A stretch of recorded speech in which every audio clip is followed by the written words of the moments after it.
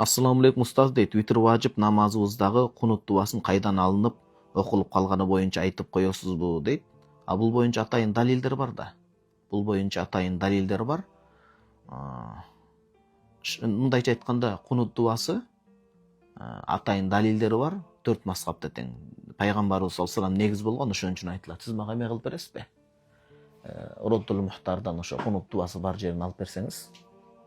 Кунут дуасы бар жерин. Анан болбосо ди ыктыярды алып бериңиз, биринчи томун. Тиги жерде кечиресиз. Ошол ди жагында турат. Ошонун ооба. Биринчи, экинчи томун берсеңиз. Ар бири далил менен келет Ханафи мазхабта. Бирок эми сиз сурап калыпсыз, башка угармандар уруксат бериңиздер, мен окуп берейин. Бисмилла.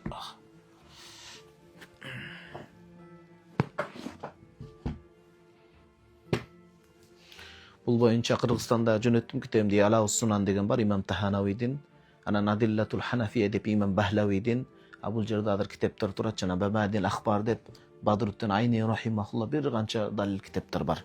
Эми убакыттын тардыгына байланыштуу мен кунут дуасын бияктан окуп берейин сизге.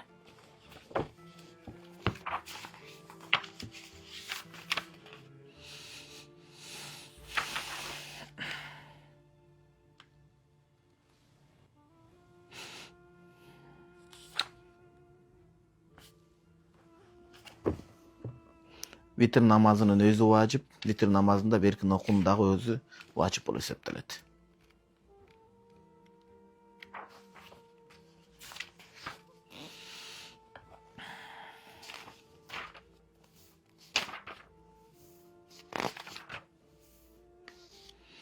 Ханафи мазхабта ваяқнуту фиссалисати кобла руку 3-чү рекетте рүкүдөн алдын бизде кунут дуасын окуйт, ал эми Шафии мазхабта рүкүдөн кийин кунут дуасын окуйт.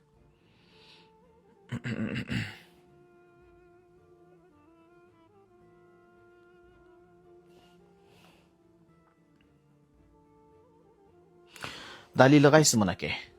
Рүкүдөн алдын окуйт дегенчи Лимару Алиюн кунуттун өзү дагы. Азирети Али радиаллаху анху, Абду Масуд, Азирети Абдулла ибн Масуд сахаба, Абдул Аббас радиаллаху анху ата баласынан, ва Убай ибн Каабин радиаллаху анху чоң сахабалар. Сахабалардын дөшалары, эң илимдүү, билимдүү Куранга кызмат кылгандары. Аннаху саллаллаху алейхи вассалам кана яқнуту фи салисат кобла руку 3-чү рекетте рүкүдөн алдын кунут дуасын сөзсүз окуйт эле дейт. Карасаңыз бул жерде да ошол маселени айтып атат да. Кунут дуасын сөзсүз окуйт эле деп атат. Ошол пайгамбарыбыз саллаллаху алейхи вассаламдын кылган дуалары бар. Анан бул боюнча дагы өзүнчө атайын кенен далилдер келет, ошол жерде да келет.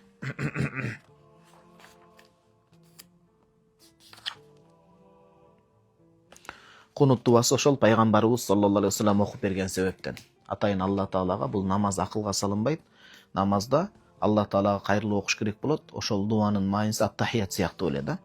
Пайгамбарыбыз саллаллаху алейхи вассалам бүт ошол нерсени айтып, ошол жерде ошол орунда окугула дегендей негизги себеп кунут дуасын пайгамбарыбыз саллаллаху алейхи вассалам Алла Тааланын буйругу өкүмү менен бизге сүннөт катары баягы айткан. Сүннөт дегенде кандай? Бизде важип болот окуш. Кимде кунут дуасын окубай калса билип туруп, атайынан эмес, жаңылыш унутуп кетсе, жаңылуу саждасын кылыш керек, сажда сахва. Жаттай элек адамдар Аллахумма гфирлин убактылы айтып туруш керек, бирок акыртуу аны окуп жатташ керек болот. Анан кайдан алынып окулуп калган, бул боюнча азыр убакыттар болуп атат. Мен кийинки эртеңки эфирде дагы айтып берем.